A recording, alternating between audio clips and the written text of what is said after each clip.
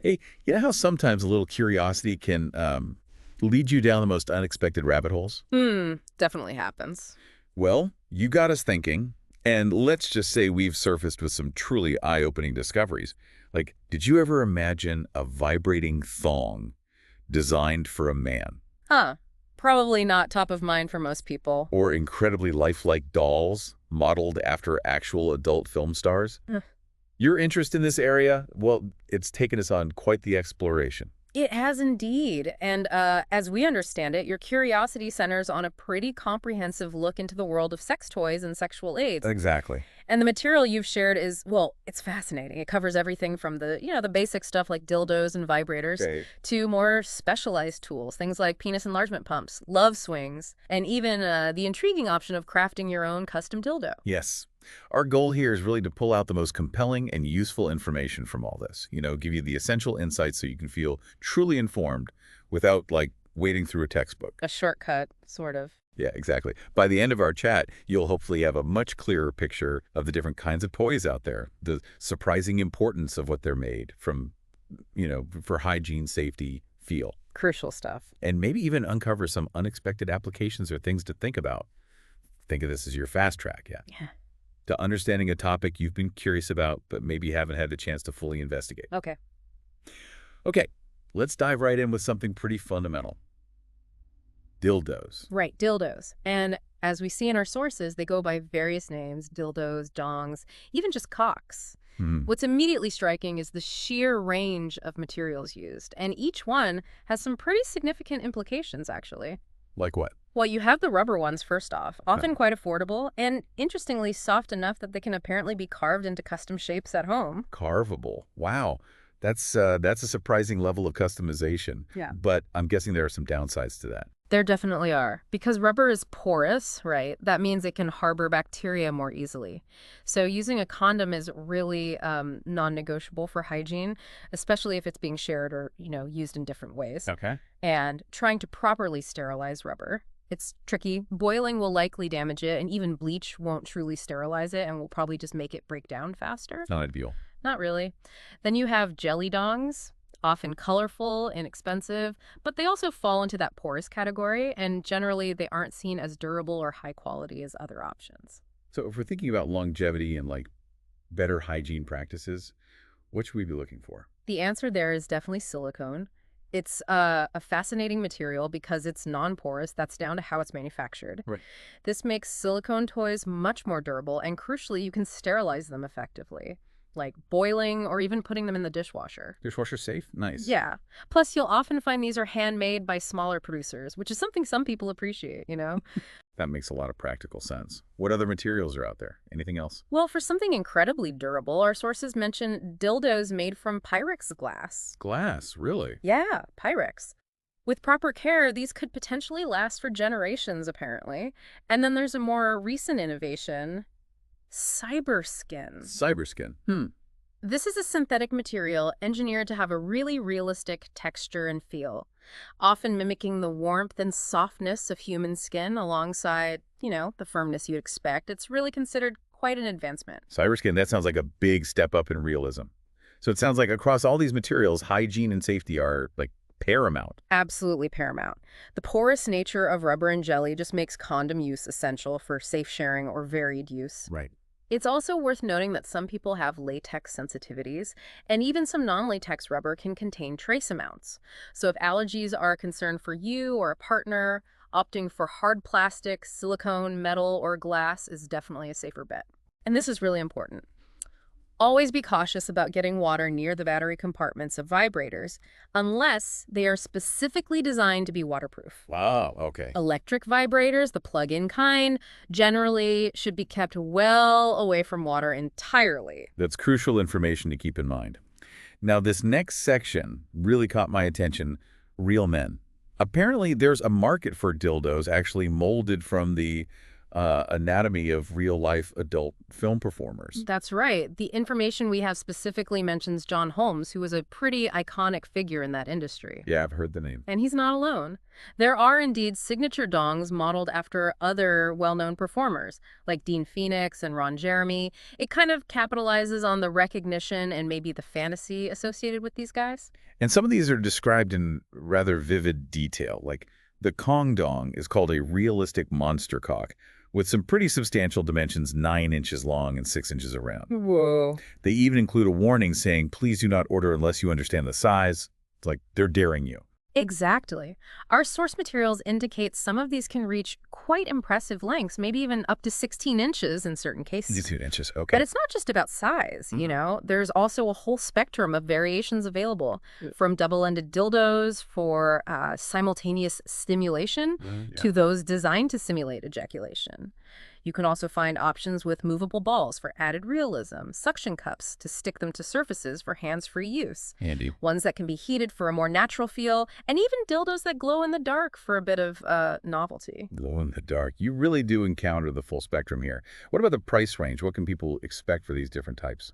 Pricing can vary quite a bit. You might find rubber or jelly models starting as low as, say, $10, but as we discussed, they might not be the most durable or hygienic long-term choice. True. On the higher end, beautifully crafted glass dildos can cost upwards of $200.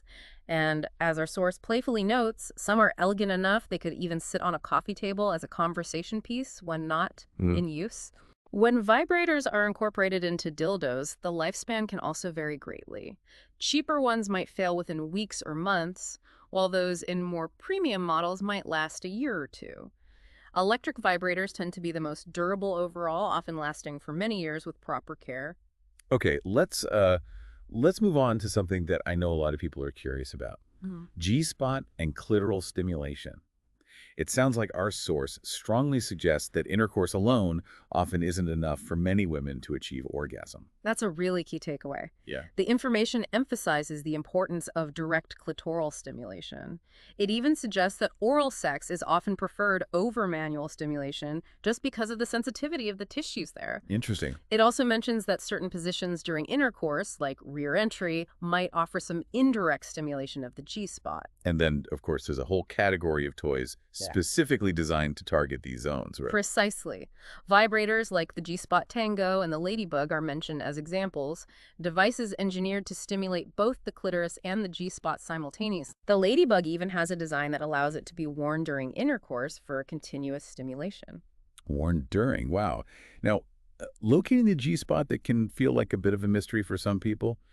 Our source provides some guidance on that, I think. It does. The guide suggests it's typically located about 1 to 2 inches inside the vagina on the upper wall. It recommends using a finger to feel for a slightly spongy or ridged texture. Okay.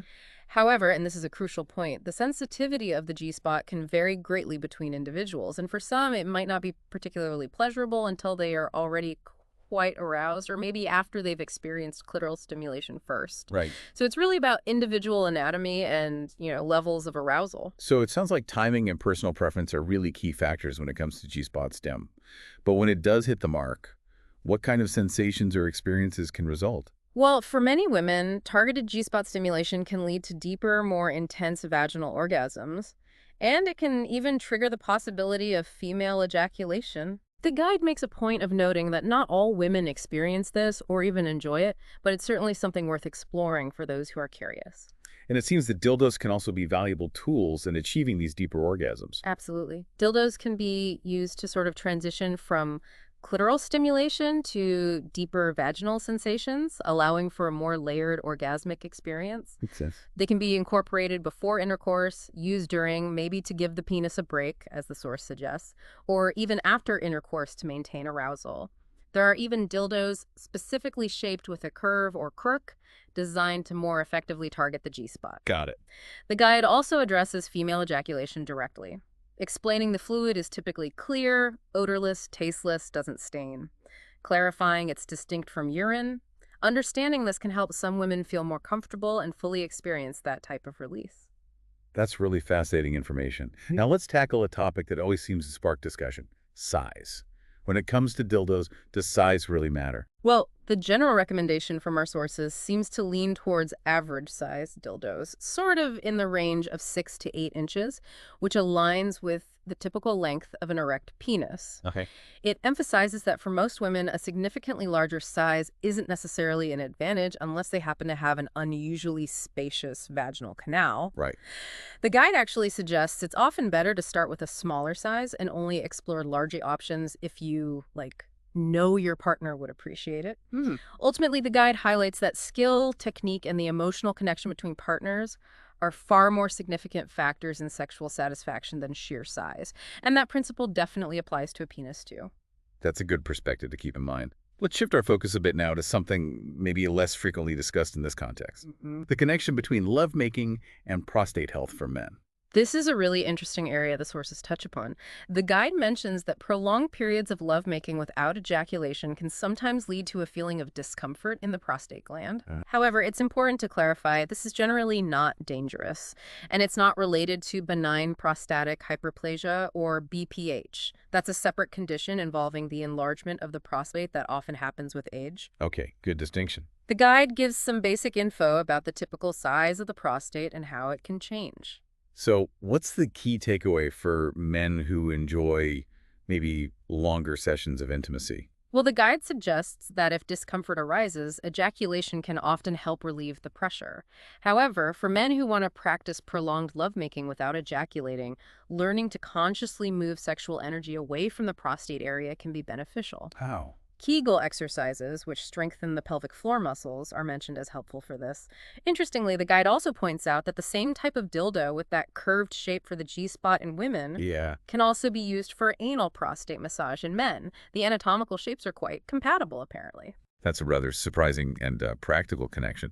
The guide also mentions massaging the prostate through the perineum, that area between the anus and the scrotum. Yes, applying gentle pressure to that area can also stimulate the prostate gland and help circulate sexual energy. Finally, for men who are already dealing with prostate issues or just want to be proactive about their prostate health, the guide recommends exploring the various books and resources available for more in-depth info. Okay, let's now delve into the vast world of vibrators, massagers, stimulators. It sounds like the sheer variety available is truly astounding.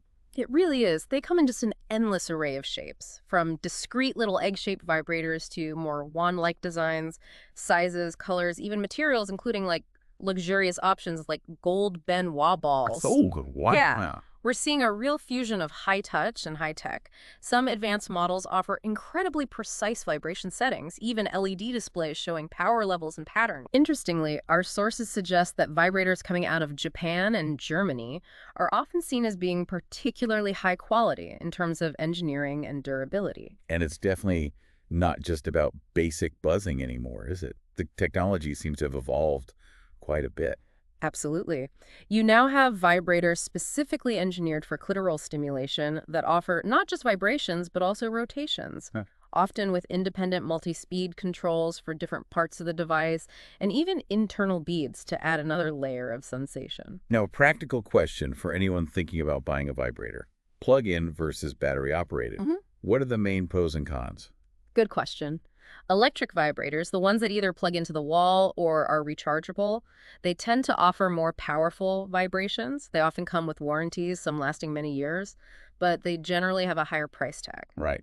Battery-powered vibrators, on the other hand, are typically more portable and versatile. They often provide softer vibrations, and they're less expensive up front. One thing to be aware of is that battery-operated vibrators made of harder plastic can sometimes be louder than those made of softer rubber or silicone.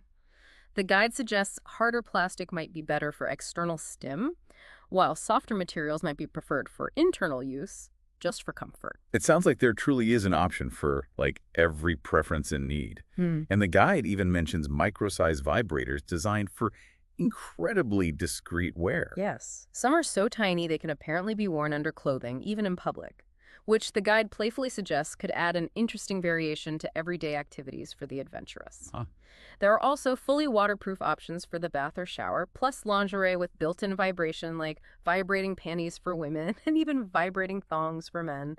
The Venus butterfly is specifically highlighted as a unique device for discreet wear and targeted clitoral stim. Some of the more uniquely designed vibrators sound quite imaginative. We're talking things like the Dragon Lady that changes rotation patterns, and the Yeah. pink pachyderm with a gyrating head and quivering tusks. Quivering tusks, indeed. And let's not forget the tongue, which offers a whole range of sensations, multi-speed twirling, spinning, flicking, 360-degree rotation. The guide even includes a reaction like, holy high-tech, Batman.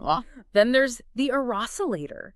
It's distinct because it doesn't actually vibrate in the traditional sense. It oscillates at a very high speed, 3,600 oscillations per minute, and is recommended by none other than Dr. Ruth for achieving particularly intense orgasms. Dr. Ruth. Okay.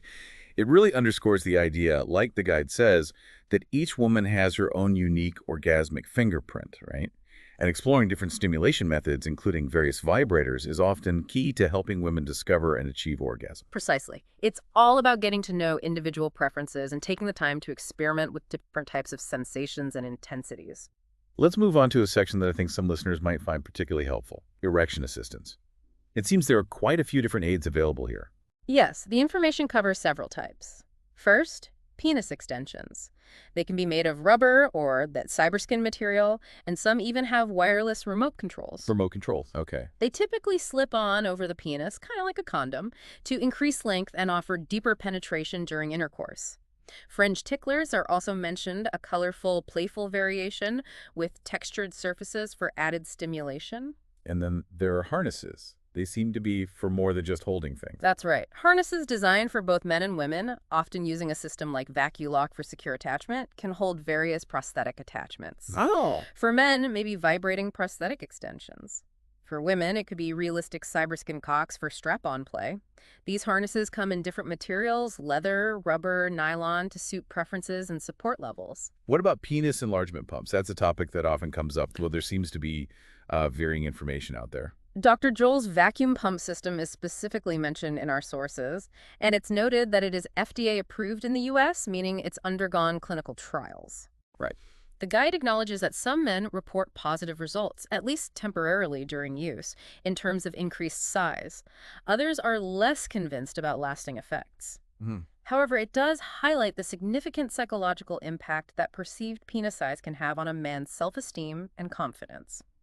Dr. Joel Kaplan's background in psychology and sex therapy is mentioned, along with his explanation of how the pump works, increasing blood flow, causing temporary expansion.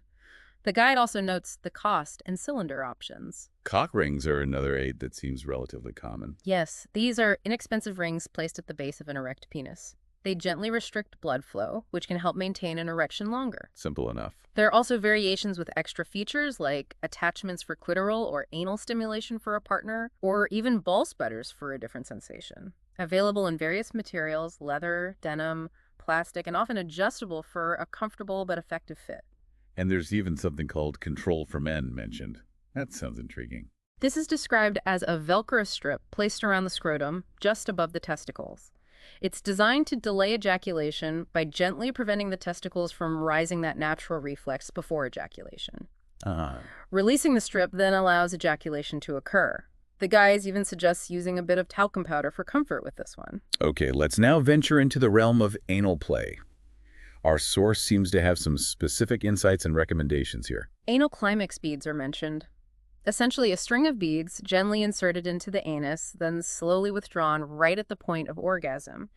This can apparently prolong and intensify the sensations. Okay. The guide strongly emphasizes being very gentle and using plenty of good quality lubricant for comfort and safety. It also suggests that engaging in anal play can be a way for men to explore a different type of surrender, letting go during sex. Interesting perspective. And then there are anal butt plugs, which seem to have their own set of variations. Very similar to dildos, really. Butt plugs come in a wide range of styles, vibrating, non-vibrating, various materials. However, the guide specifically recommends silicone as the preferred material for anal toys. Why silicone again? Because it's non-porous. That allows for thorough sterilization by boiling, which is extra important for anal play Makes, hygiene. yes, total sense. You can find them in various colors, sizes, even inflatable models, which might be good for beginners. There are double hitter models for simultaneous partner stimulation, and even some novelty designs like ejaculating plugs or fist-shaped ones. Again, hygiene is absolutely crucial. Body massagers are also included here. Sounds like they can serve a dual purpose, beyond just muscle tension. Yes, exactly. Electric vibrators with multiple speeds and various attachments are great not only for general body massage easing aches and pains, but can also be very effective as clitoral stimulators for enhanced sexual pleasure. The Hitachi Magic Wand is mentioned as a particularly popular and well-known example of this versatile kind of device. Now, let's consider solo pleasure. The guide has a dedicated section. Without a partner, solo sex for men. It strongly advocates for masturbation as a valuable practice for everyone, really, regardless of relationship status, just as a way to learn about your own arousal patterns and sexual energy. Good point. For men who aren't currently partnered, the guide mentions a variety of toys specifically for solo enjoyment, including realistic artificial vaginas, love dolls in various forms, female, animal, even fantastical alien designs, and blowjob simulators. Alien. Love dolls. That's Yeah. certainly catering to a very specific niche interest. Mhm. What about some of the more conventional options for solo male pleasure? Well, the virtual sex machine is described as a device coordinated with erotic videos for a more immersive, interactive experience. Mhm. Realistic artificial vaginas, often molded from popular adult film stars, are highlighted, many made from cyberskin, including multi-speed vibration. Masturbators made of cyberskin are also mentioned often with a tight internal structure for intense sensation, and they can accommodate vibrating bullets for added stimulation. And then there's the rather interestingly named Venus 2000. Sounds quite comprehensive. It's presented as a multifaceted erotic enhancement device for men, with a whole list of potential benefits attributed to it. Such as, Things like achieving climax even without a full erection, potentially overcoming ED, delaying ejaculation, facilitating multiple orgasms, even being used as a safe sex aid in some scenarios. It's described as adjustable, durable, portable, easy to use, and clean.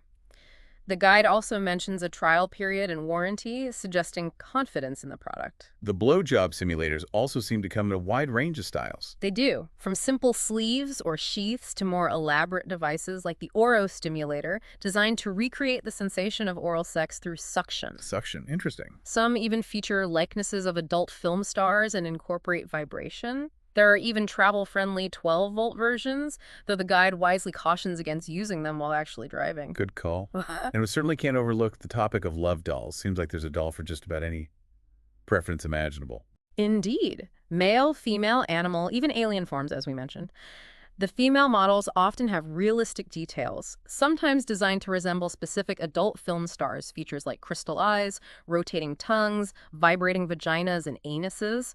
The guide even mentions weight capacity for some female dolls. Weight capacity. Okay, on the higher end, you find incredibly realistic silicone lovers, fully articulated skeletons, lifelike features like removable teeth and tongues, though these can be a significant investment, like the $6,000 Vanna Lace model mentioned. Wow. Okay, moving on to a different type of exploration. Yeah.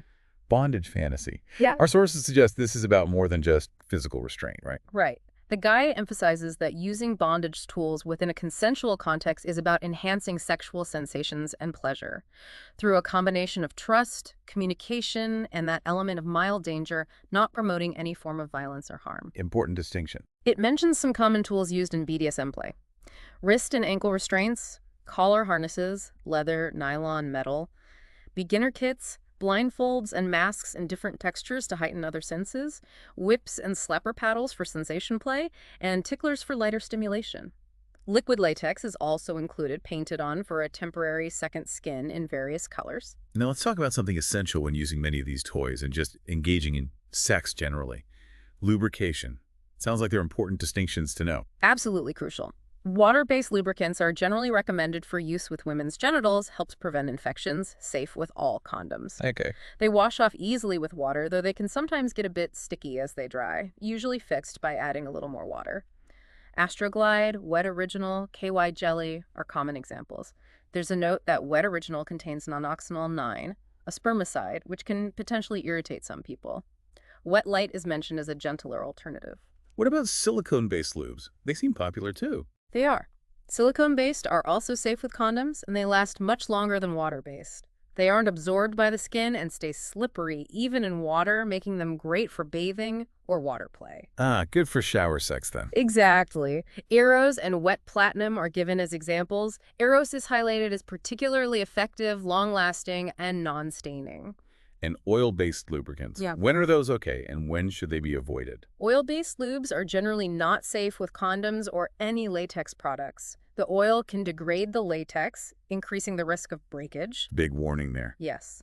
But they can be excellent for massage, smooth, long-lasting feel. Kama Sutra oils of love and elbow grease are mentioned. Vaseline is specifically not recommended for internal use due to infection risk. Got it. The guide also touches on flavored lubes for oral sex, warming lubes like motion lotion for added sensation, and even edible body paint for playful fun. There's even an orgasm enhancement cream for women mentioned. Sounds intriguing. Hormonazone cream. It's described as a topical product applied to the clitoris and surrounding area, designed to increase blood flow to those sensitive tissues, potentially enhancing sexual desire and the intensity and frequency of orgasms. Reportedly safe and easy to use. Edible sex products take things in a whole other, perhaps quite delicious direction. Indeed. This category covers a wide variety. Flavored oils, lotions, creams, body dessert toppings you can lick off, edible underwear and condoms for novelty, even playfully shaped pasta, gummies, cookies, and edible body paints for a more sensual food experience. For those looking to add a new dimension to partnered sex, love swings are mentioned.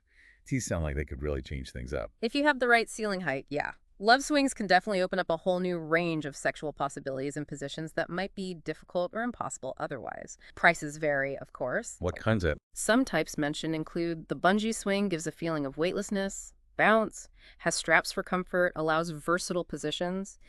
Installation, especially the hanging point strength, is key. The swing is simpler, single hook, leg, and back butt straps. The love swing offers many position combos, padded stirrups, and the sex harness is perhaps the most versatile, hundreds of positions, solo or partnered, padded stirrups, adjustable straps, and hardware. And then there's the love seat. Sounds like furniture designed for intimacy. Yes. Testimonials for it highlight experiences of more exciting, longer-lasting lovemaking, more intense orgasms, feeling closer connection between partners. Men who've used it apparently report benefits like heightened visual turn-on, exploring new pleasurable positions, and greater control over penetration angle and depth. Our guide also touches on becoming multi-orgasmic for women, something many are curious about. The guide aligns with what many sex therapists believe. Most women have the potential for multiple orgasms, even in a single encounter. Key factors mentioned are permission, meaning a positive, open attitude towards sex and sexuality and time, suggesting longer lovemaking sessions can be more conducive. Okay. The Sybian is presented as a tool that can provide very intense focused stimulation. This might help some women overcome mental barriers, create positive physical memories of orgasm, potentially making them more responsive with a partner too. It can be used before or after intercourse for satisfaction. For the do-it-yourself enthusiasts out there, seems there are even kits to make your own custom dildo. That's quite personalized. Yes. These DIY kits come with detailed instructions, professional-grade materials designed for lifelike results. Some even let you integrate a vibrator. Interestingly, these kits have reportedly gotten positive reviews from adult magazines, suggesting the results can be quite impressive. And finally, liberator shapes are mentioned as a modern take on the Kama Sutra. Essentially, yeah. They're specially designed ergonomic shapes and cushions, meant to enhance comfort and support in various sexual positions, familiar ones and more adventurous ones. The idea is increased comfort can lead to longer, more enjoyable sex, and the ability to explore positions that might otherwise be tricky or uncomfortable. And looks like for those who want to delve even deeper, there's a whole range of ebooks available. That's right. Our sources indicate various ebooks from different authors and publishers, covering a wide spectrum of relationships, sexual techniques, health, wellness, more. Some intriguing titles related specifically to sex and relationships are mentioned, suggesting plenty of further reading for those wanting to expand their knowledge. Wow, that was certainly a comprehensive exploration into the world of sex toys and sexual aids. So looking back at everything we've covered, what are some of the key takeaways you think that might really resonate with our listener? Good question. I think several points stand out. Firstly, just the importance of understanding the materials toys are made from. especially for hygiene and safety, right? With silicone really emerging as a front runner for durability and ease of cleaning. Definitely. Secondly, the sheer diversity of options available for enhancing female orgasm, from specifically designed vibrators to a better understanding of the G-spot and how to stimulate it effectively, that whole area is fascinating. It really is. And finally, maybe that often overlooked connection between sexual practices and prostate health for men. That's an interesting, perhaps surprising angle worth considering. Absolutely. And we really hope this deep dive has given you, our listener, a solid overview of this surprisingly expansive world. Mm. Perhaps sparked some curiosity or provided some useful info you hadn't encountered before, maybe even given you some ideas for further exploration or things to consider in your own life. Which leads to a really interesting final thought, doesn't it? With such a vast and ever-evolving landscape of tools designed for sexual pleasure, how does this influence our understanding of intimacy and connection? Good question. Is it solely about enhancing physical sensation? Or does this increased awareness and opportunity for exploration actually open up new pathways for communication, maybe deeper understanding between partners, and perhaps even a greater understanding of our own individual desires and needs? It's certainly something to continue to think about.